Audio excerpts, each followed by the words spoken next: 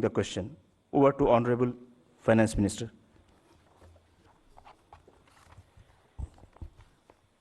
Thank you, and good evening to all of you all.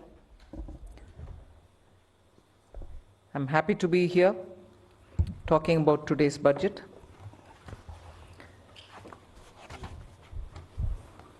The budget actually says several things about our path towards Viksit Bharat. It has invested in agriculture. It has certainly looked at rural prosperity, focuses on urban development, particularly looking at urban workers, and continues to lay emphasis on reforms.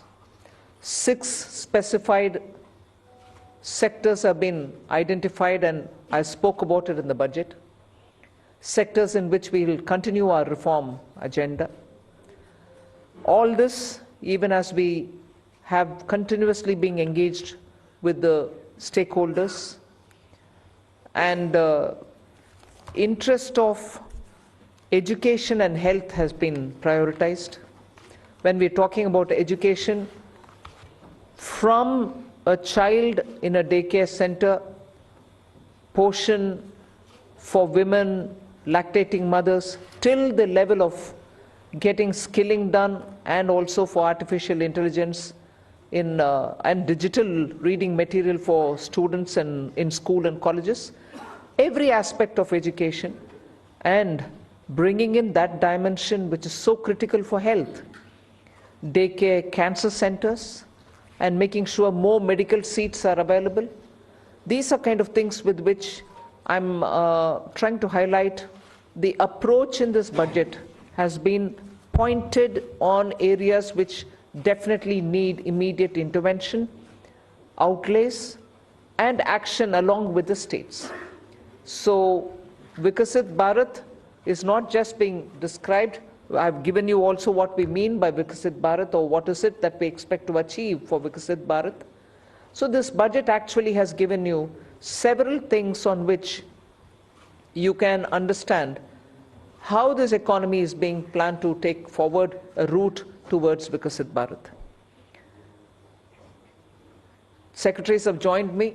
All of them would also come in to explain or answer and give clarity and so on.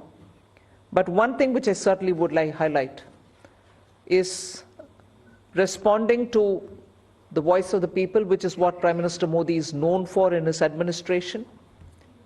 It's a very responsive government. And as a result, the income tax simplification, which I announced in July, is already completed in its works, and we shall bring the bill in the next week. So the income tax simplification, about which in July budget I have gone in detail to say, the work is completed within 6 months is what I said. Within 6 months we've brought the bill. It'll be coming into the parliament next week. So if we are talking of reform, inclusive of taxation, the work is done. This budget also speaks about rationalization in customs. Tariffs are being brought down, tariffs are being simplified, and also the basket which consisted of so many different tariffs for so many different commodities are now reduced. 8 were taken off earlier, 8 has been taken off now. So whatever remains now, 7 I think remains, and that is all about India's tariff picture. So the usual narrative which goes on, saying is India being too heavy on tariffs? No, you find that we've drastically reduced and also simplified. So this budget has so many things for all of us to talk about. The more important thing about agriculture, which performed very well during COVID and which has contributed to India's food security, the proposals which are mentioned in this budget actually talk about everything to do with beej to bazaar, literally from the stage of seeds, hybrid seeds, climate resilient seeds, seeds which can give greater output, seeds which are going to be high yielding, all this together to the final point of India becoming the world's food basket. That's the definition I put in when I was talking about Vikasit Bharat. So we are making sure that India's agriculture gets the support across the board, whether it is on seeds, whether it is for skilling the farmers, whether it is rural prosperity, whether it is going to have agriculture and allied industries being set up in rural areas, and whether it is going to be farmers getting better and more loan with interest subvention, not just farmers, fishermen, and also dairy, meaning animal husbandry. So the picture for rural development and the picture for supporting agriculture is across the board, and that has been narrated. The second thing which I would want to highlight is the continued emphasis that we're giving since vote on account budget, July budget, and now on the MSMEs. Whether it is giving them sovereign guaranteed loan, whether it is support during COVID, whether the definition being changed now for better, more inclusive growth in MSMEs, access to bank credit. So MSMEs have also been given greater emphasis. Together with this, I'd like to highlight the point that energy security has had greater attention in this budget. We've highlighted in July budget how even pump storage will have greater attention. Solar and wind and renewable energy has also been taking consistently good importance in our budgets. This time we are talking about the small modular reactors. I've also announced that there shall be 2 amendments, one to the Atomic Energy Act and the other one for the civil liability. All of this is going to help us attain energy security. Insurance sector's FDI limits have been enhanced. That is another important announcement. I'll end my opening statement with 2 things. There is no reduction in the public spending on capital expenditure. Let's put that up front. We continue to place emphasis on the multiplier effect that capital expenditure done by government has shown, has sustained us. We continue on that. And with all this, our fiscal prudence has aligned itself to the glide path that we announced in 2020-21. So we've kept ourselves in alignment. Fiscal prudence has been maintained. And the next year, coming years, estimate is also been given. Well under 4.5 is what we had said earlier. We are also projecting the same. So this is just as an opening statement. There's a lot more to say. But as you all ask questions, so shall we answer. Thank you. Thank you, ma'am. 225. 225. Mic, please.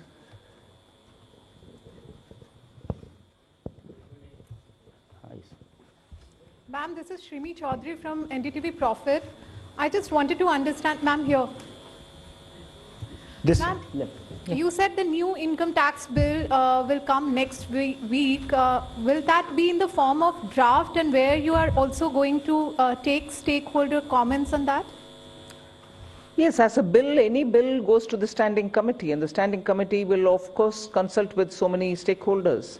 And then it will come back to us, and if necessary, any more amendments, if need to be brought in, we'll bring it in and take it forward in the House. So do we expect implementation in this, in the fiscal year, in FY26? Do you expect what?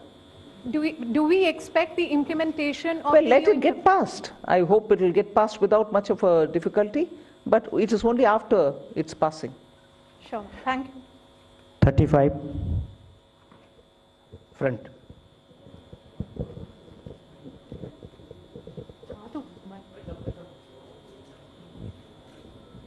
Ma'am, Timsi Jaipuria, this side from CNBC TV 18.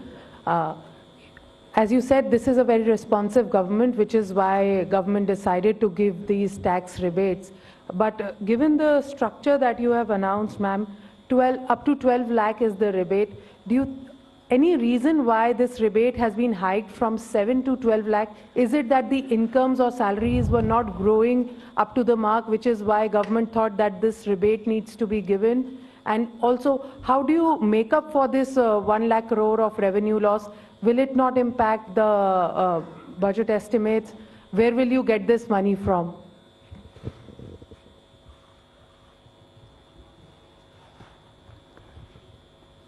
Tipsy, I think the first question is you said that this, when the incomes are not growing. This is an income tax. Only when there is an income, then we are talking of the tax. So income has to grow to the level to discuss about the tax. Now, why from 7 to 12 lakh? It is something like, it was earlier 2.2 lakhs. When 2014, it became 2.5 lakh, nobody is going to pay tax. Then there was a 2019 that, we said 5 lakhs, nobody is going to pay tax. Then we said it was raised to 7 lakhs. And now it's being raised to 12 lakhs. So this is a perception that the government feels that, on the average 1 lakh per month, if you have, then you need not pay tax, which means that, we are doing it in two ways. One is we are reducing the slab rates. We are expanding the slabs. If you would have noticed, the slabs are now 0 to 4, 4 to the uniform slabs, and there is a gradualism. There was a thing when we had earlier 20%, then it was jumping to 30%. Now it is 20, we have introduced 25 also. So it's the gradual thing which has been done. Now this benefits every one of the taxpayers, because whatever benefits which has come from the slabs gets transmitted across. So therefore everyone gets a benefit. Now the second part, FM decided that, well, some people should get a little more benefit than merely slab rate reduction would have given. And so therefore an extra rebate. So slab rate reduction for everyone, and extra rebate for 7 lakhs were already getting it, not 7 to 5 lakhs more people have been added. So this is the philosophy behind it. And as you said, why you do it, I think we expect that all that money which they gave, it comes back to the economy in either consumption, savings, or investments, in whatever way they choose to do. I just want to add to that. If you compare what we've done today with what prevailed in 2014 under the Congress government, what we are, most often the narrative is we should put money back in the hands of the people. I want to please give this comparison for your consideration. If you compare it with the 2014 tax rates under the Congress, for somebody who's earning 8 lakhs, nearly 1 lakh more money is in their pockets today because of the amendments that we brought in. Meaning, 1 lakh income tax in 2014 is 0 income tax now. So that money is going back to the people in their hands for those who are earning 8 lakhs. For those earning 12 lakhs, 2 lakh was the income tax in 2014 versus today 0 which is proposed. Meaning nearly 2 lakh more money in the pockets of people who are earning 12 lakh. All right, did I stop it there? As Finance Secretary rightly said, across the board everybody is getting benefit because the rates have also been brought down. Not just the rebates being given to up to 12 lakhs. Rates for everybody is being brought down. As a result, take somebody who earns 24 lakhs in a year. The income tax on them in 2014 was 5.6 lakhs. 2014. For them, now it is only 3 lakhs. The rate change has benefited somebody who earns 24 lakh as well. So 2.6 lakh rupees more in the pocket of people who are earning 24 lakh. So it is not just those who are up to 12 lakh because they are not paying any tax at all, because rebate is given to make up for the tax amount which they have to pay. It is not just up to 12 lakh. Even for others, benefit is accruing, and compared to what it was in 14, that much amount of money is going back to those respective money earners. Just compare it with 24 tax rates, which is prevailing now, and what is being proposed. I would like to draw the comparison. 8 lakh people, meaning those who are earning 8 lakhs. 30,000 rupees more is being put back into their pockets, meaning they would be paying 30,000 in the prevailing tax, 8 lakh salaried wale. Now they pay 0 in the new proposal. Similarly, 12 lakh salary or income wale would have 80,000 rupees tax to pay in the current prevailing taxation rates. They would have 80,000 rupees now go back to their pockets. They don't have to pay that tax. go to the 24 lakh and compare with the present rates. Present prevailing rate, they have to pay 4.1 lakh rupees as tax. We are saying now they will have 1.10 lakh in their pockets, which they don't have to pay as tax. So we have put good substantial amounts into the pockets of people who deserve to get that. And I would want that to be highlighted compared to what prevailed in 14 and what prevails just this year. 3. Yeah, 3 number. Ma'am, many congratulations. Something that was being quoted to you as well as the Prime Minister and yesterday the Chief Economic Advisor hinted, in terms of disinvestment and where you should not get into, government. You yourself have been talking from 2020, 21, and subsequently, government should be in less spaces. Has it been a strategy? Because I know you're committed to it, but last budget you didn't refer to it. This budget you have not referred to it. The target still remains there. Is there any impetus that you're going to do towards what has already been announced by the budget? For example, bank privatization of banks and others. That's one. And the second because that was unanswered, you're making it simpler, the income tax, and bringing a thing. Does this mean that you can now not necessarily all the time you can do it through a schedule or an executive order if you want to give some relief to a common man in the new income tax bill that you bring in? No, giving relief any time will have to go to the parliament, because if we are giving fiscal relief to people, it has to have approval from the parliament. So but what the tax simplification really means is the complication in the language, the circuitous way in which they were explaining things, and adding too many exemptions. You will realize that when we brought in the new tax regime, we didn't want the old tax regime imitated or copied. In that, there are several exemptions given in the old regime. In the new, we didn't want to give any, because we wanted a simple, straightforward tax regime in which the rates can be brought down. That's what we've done even now. So the act itself had to be simplified. The attempt now is that. Okay. And on the disinvestment and... No, all that will continue. There won't be a relenting on any of this. On disinvestment, ma'am, if I can add, you see, the last time, July, also the similar questions were asked. We have actually since then, a value creation strategy, which was actually well explained at that time also. There is no disinvestment target per se. Disinvestment and dividend are both looked at together because both are money and money is fungible. And it has got 5 elements. The first element is that we are saying CPSC's performance. The second is we say that we should have communication of performance. The third we say that the capex of the CPSC, which is important, as you know, in terms of accelerating growth. The fourth is the consistent dividend policy. And the fifth is there is a calibrated disinvestment strategy. And the disinvestment also is there. The listing is a part of disinvestment itself. So if you really look at it, both dividend and disinvestment is about 80 to 90,000 crore per annum are being raised, but in a manner which are beneficial to the minority shareholders who are there in all our listed companies. 65, backside.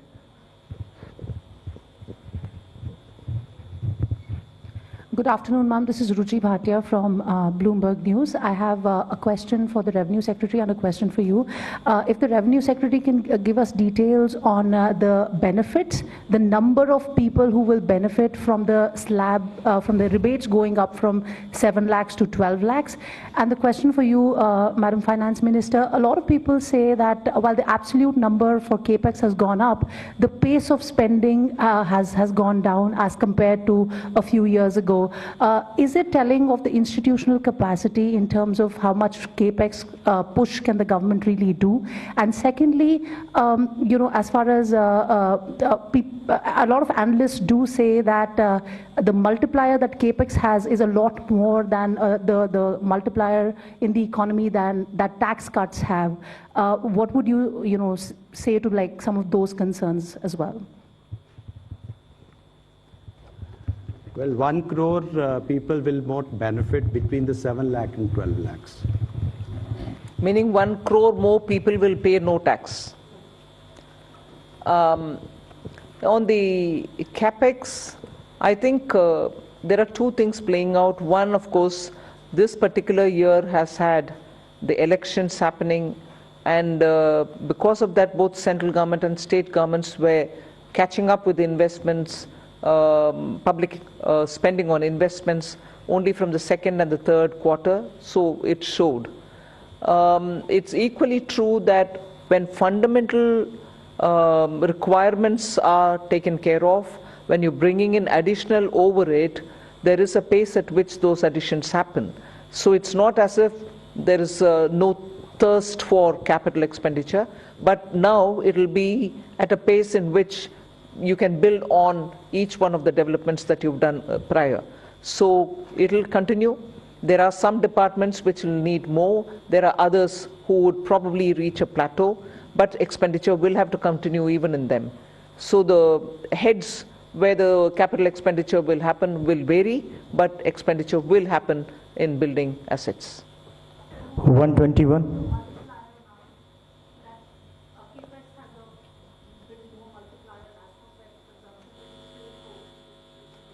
No, capex is also continuing. I have not foregone capex to give for revenue expenditure or consumption expenditure.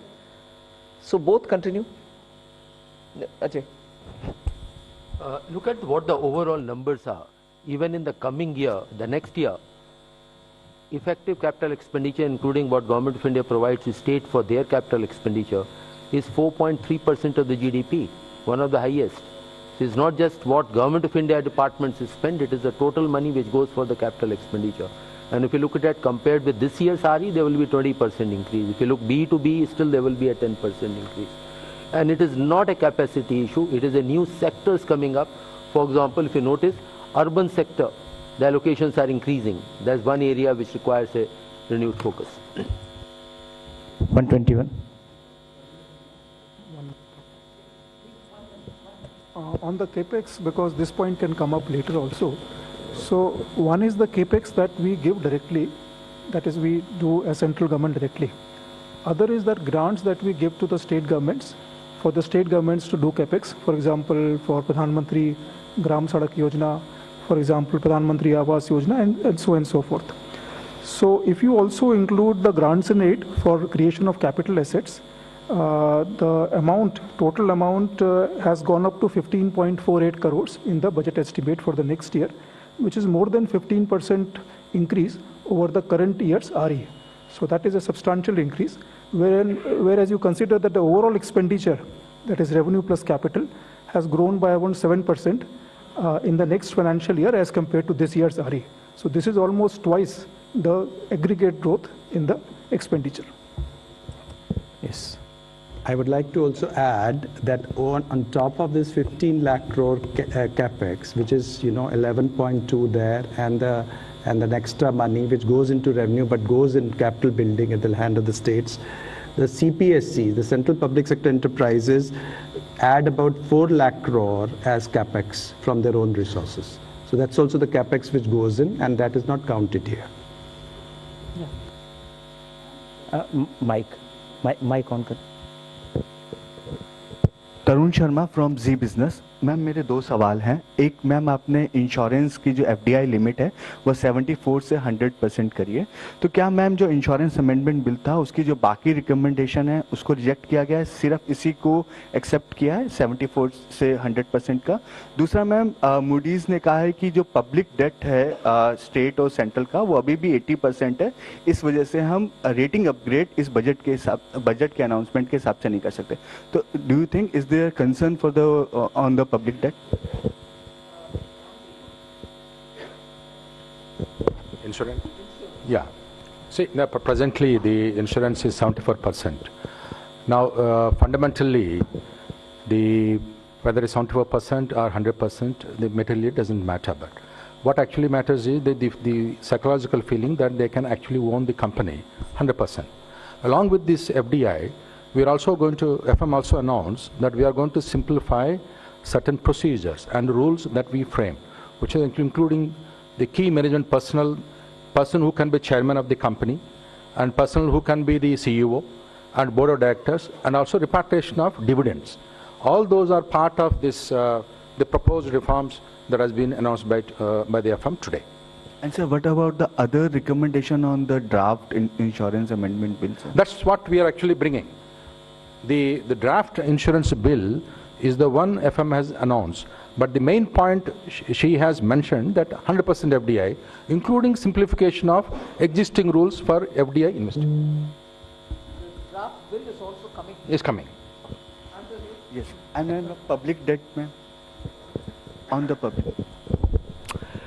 Senior number 2. Finance Minister has also announced, just answer complete his question, the roadmap for fiscal consolidation by the centre.